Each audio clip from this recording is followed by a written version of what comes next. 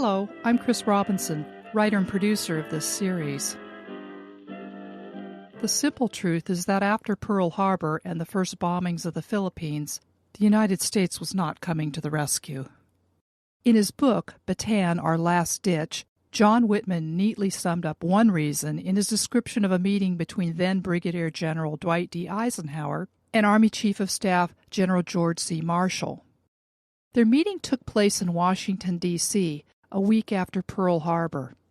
Marshall had summoned the 52-year-old Eisenhower to talk about the Philippines. Marshall had served in Mindoro as a lieutenant in 1902 and still had many friends there. Eisenhower lived in Manila when he worked as an aide to Douglas MacArthur in the mid to late 30s.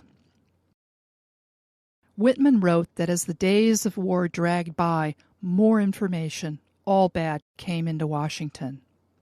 From the old munitions building in D.C., Marshall and his officers searched desperately for ways to help the Philippines, but hopes had dimmed by the time Eisenhower stepped off the train in Union Station on an early Sunday morning. Several hours later, Eisenhower meets Marshall, who briefs him about the Philippines. The good news is that the Pacific Fleet's 3 aircraft carriers were out at sea on maneuvers during the attack on Pearl Harbor. The rest is bad. Marshall reports that Hawaii's garrison was so weakened that reinforcing its ground strength had to be the priority in the Pacific. And he tells Eisenhower that it could be months before any offensive action in the Philippines could even be, quote-unquote, contemplated. At the end of his 29-minute monologue, Marshall asks Eisenhower, "What should be our general line of action?" Eisenhower asks for a few hours and returns with a short response, typed triple-space on yellow paper. It said that reinforcements to the Philippines depended on the future rehabilitation of the Navy, and that the time it would take to get help to the Philippines was, quote, longer than the garrison can hold out with any driblet of assistance if the enemy commits major forces to their reduction, end quote. Meaning if the Japanese continued to attack the Philippines, there was nothing America could do to help in the immediate future. Early in the war, America had few ships and planes to spare. Our army was smaller than Portugal's.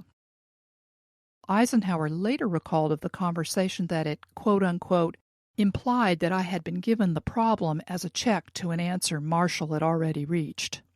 But it wasn't just the massive losses in Hawaii and the Philippines, and a small U.S. military, that cast the Philippines' fate. On the other side of the world from the Philippines, Great Britain was the last nation in Europe standing against Germany.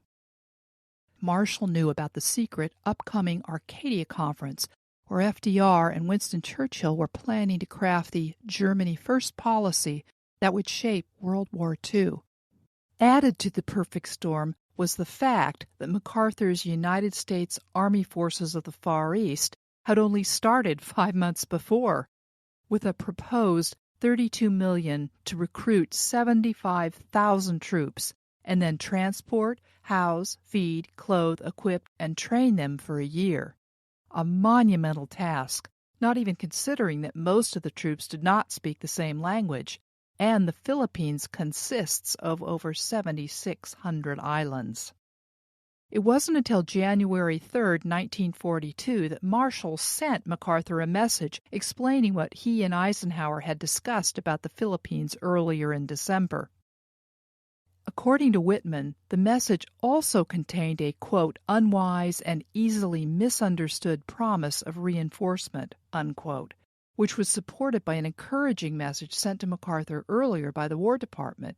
It reported that 555 available warplanes were on the water, docked in Brisbane, departing for Australia, or being ferried through Africa.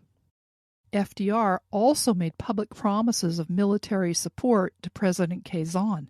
You'll hear them in Quezon's inauguration speech in the next episode. The catch, of course, was as long as Japan had air superiority, the U.S. was not going to send planes and crews on suicide missions to the Philippines from Australia or anywhere else. It would take 2.5 long years before America committed to fighting the Japanese in the Battle of the Philippine Sea. So, Natalie's observation in her diary, about staying or leaving Baguio being Hobson's choice was prescient. In December 1941, there were no good choices for anyone in the Pacific, except Japan. Be sure to tune in for the next episode of Forbidden Diary.